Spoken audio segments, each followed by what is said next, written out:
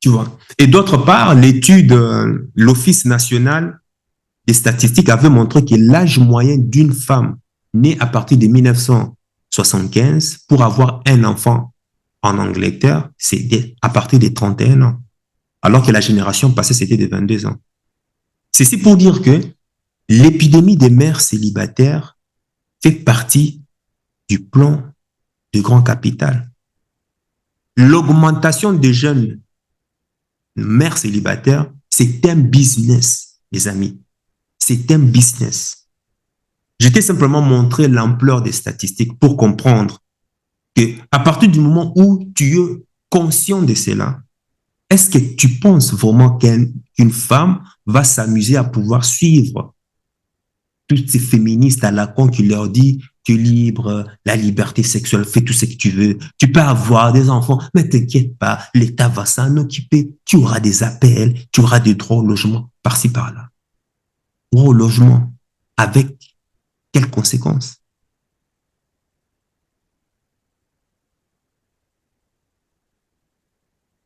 Et il faut savoir que c'est un business, les amis.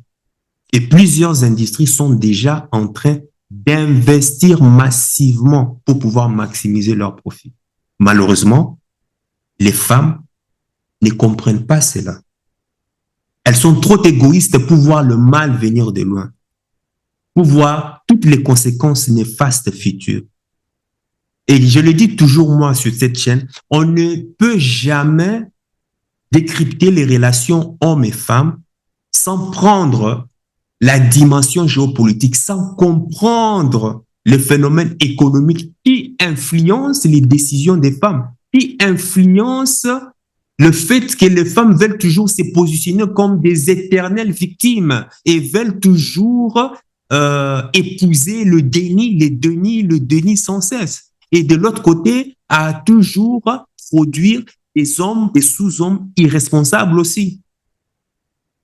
J'avais fait dans une vidéo qui va peut-être apparaître aussi, je disais dans la vidéo que Morgan Stanley l'avait souligné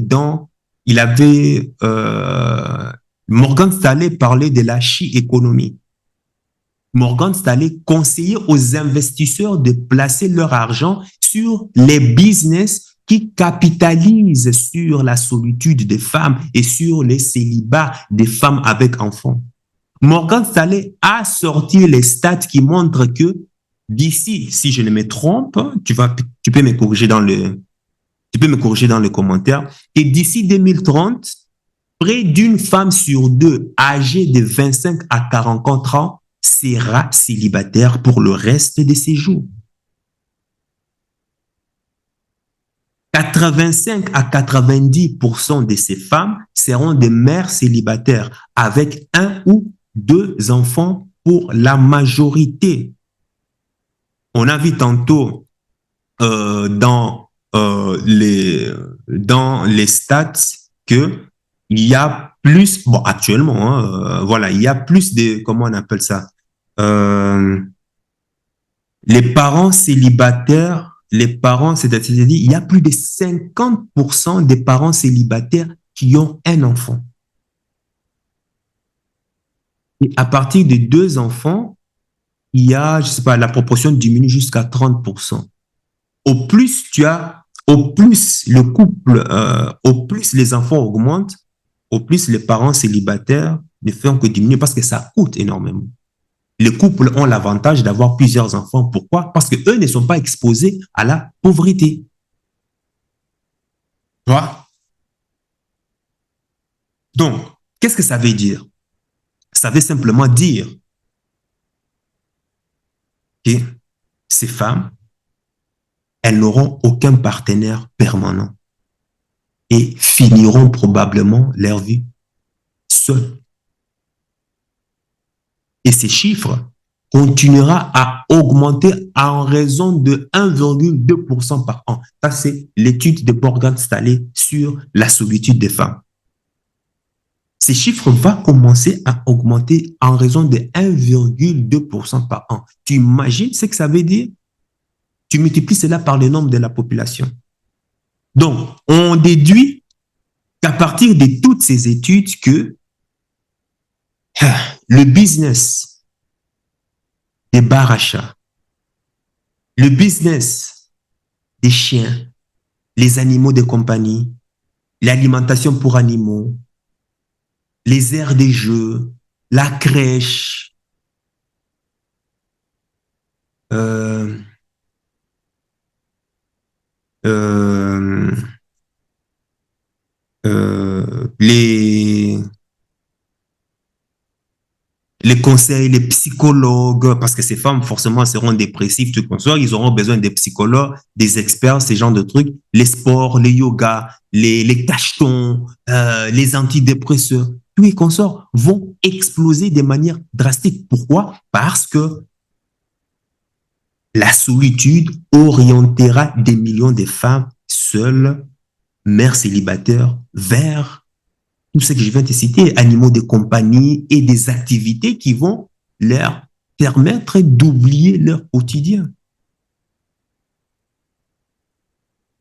Il faut savoir qu'une mère célibataire, en général, a tendance à dépenser plus pour son enfant parce qu'elle pense que comme elle est seule et que l'enfant est en train de subir ses coups de manière, ses coups psychologiques, alors je vais l'amuser, je vais lui dépenser, je vais dépenser pour lui pour qu'il se sente bien avec moi. Elle croit que dépenser pour l'enfant va lui permettre de se sentir bien, alors que ça n'a rien à voir.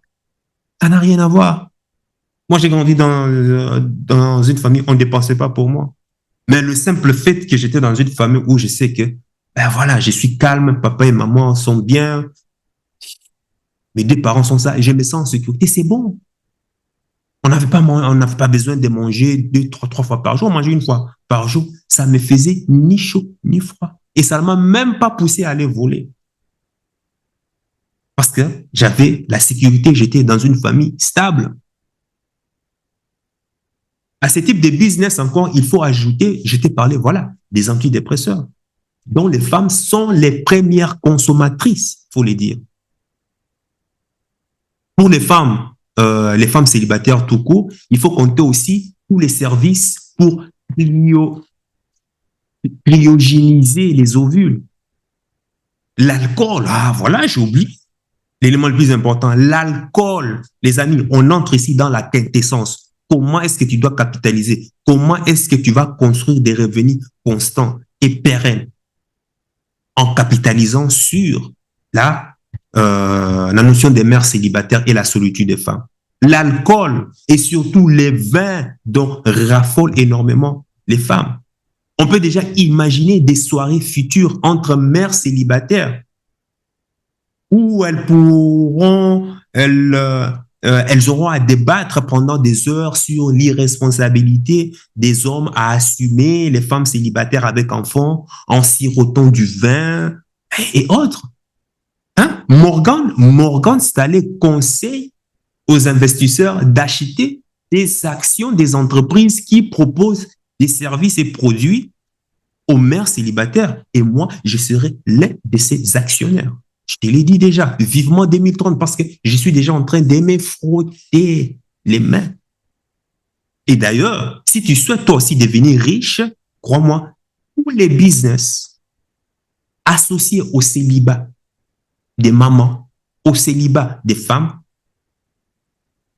à la solitude des femmes, seront une opportunité en or extraordinaire. Et les banquiers l'ont parfaitement compris. Saisis ça. Morgan Stanley conseille aux investisseurs d'avoir un œil dessus parce que ça sera la nouvelle donne socio-économique.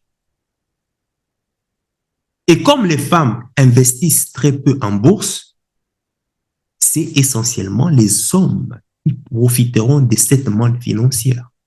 Maintenant, dis-moi, qui est maintenant le dindon de la farce dans cette histoire? Est-ce que c'est la féministe qui croit que les APL, les allocs ou je ne sais quoi encore, droit à l'immobilier ou enfin droit un appartement, logement social qui va lui permettre d'améliorer sa vie financière? On a vu les statistiques, hein? C'est-à-dire, célibataire, que ce soit père célibataire ou mère célibataire, tu es plus exposé à la pauvreté. Le couple est synonyme d'amélioration financière. Le couple est synonyme de pouvoir bâtir, de pouvoir déjà avoir déjà cette sécurité parce que vous êtes à deux. Excuse-moi. Parce que vous êtes à deux et l'union fait la force.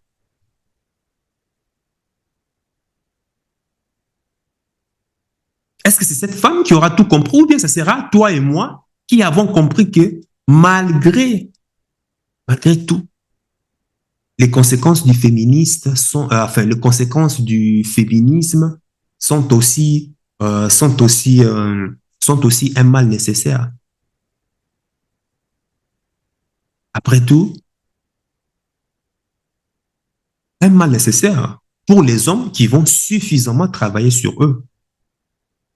Donc, il faut bien comprendre ceci. La montée en puissance des phénomènes des mères célibataires depuis déjà plus d'une décennie, la solitude de la femme et leur célibat, c'est du business. Donc, lorsqu'on calcule en milliards d'euros ce que représente la dépense liée au célibat, des mères avec enfants, à la solitude de la femme, c'est gigantesque. C'est de l'argent à mourir. Les industries se font énormément d'argent sur les célibats des mamans avec enfants. Maintenant, quand tu prends en compte les antidépresseurs, les jouets, les animaux et compagnie, les soirées, les réseaux sociaux, tu les vois déjà sur les réseaux sociaux, qui est devenu déjà une caisse à résonance pour toutes ces femmes qui viennent que pleurer, déverser leur dégénérescence à la con et tout et consort. Et quand tu prends encore tous les cachetons et toutes les activités qu'elles devront faire pour compenser cette solitude, les abonnements aux cours de yoga, des cours collectifs, les activités liées aux enfants. Et tu as aussi les dépenses liées aux produits cosmétiques. Au fait, en tant que mère célibataire déjà, tu sais déjà qu'elle a des préoccupations du bas-ventre pour déjà trouver elle doit satisfaire ses préoccupations du bas-ventre pour trouver un homme qui va la déglinguer au passage, quoi. Et pour y arriver, il faut retourner justement sur le marché des célibats, qui est déjà très concurrentiel parce qu'elle doit compétir avec la femme célibataire sans enfant. On sait déjà que sur le marché du célibat, il y a une offre et une demande. Une mère célibataire a moins de valeur qu'une femme sans enfant. Donc, elle est obligée d'investir plus sur la chirurgie, sur son physique, sur sa beauté, pour rester une fraîchenie et mettre la main sur quelqu'un qui voudra bien, construire quelque chose de solide. Et là encore, ça c'était notre débat. Maintenant, le phénomène des mères célibataires a un prix. C'est une vraie économie pour les investisseurs qui mettent leur argent dans les business qui capitalisent sur les célibats des mamans. L'éclatement de la famille, l'encouragement de la femme indépendante, l'encouragement de la mère célibataire à qui on donne les APL, droit au logement, aide prioritaire au logement, aide sociale de tout genre, peu importe, je ne sais quoi. L'idée de dire aux femmes que tu n'as pas besoin d'un père pour élever les enfants, le business, tu as le business des crèches, où t'inquiète, tu peux faire un enfant, de toute façon, l'État va s'en charger, l'État va te supporter, ou on dit aux femmes à toutes ces femmes qu'on vend l'idée de faire carrière au détriment de construire une famille solide composée de papa, maman et les enfants. Papa, maman et les enfants forment la famille. Eh bien, derrière tout ça, tu comprends bien qu'il y a la volonté de développer une certaine forme d'économie. Malheureusement, les femmes réalisent cela très, très, très tard. Ça, c'est malheureux.